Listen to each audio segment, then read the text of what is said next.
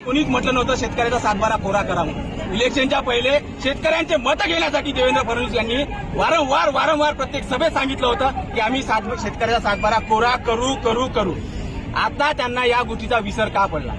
हे सरकार फक्त उद्योगपतीचं सरकार राहिलेलं आहे का? गरीब कष्टकरी शेतकरी मजुराचं हे सरकार नाही आहे का?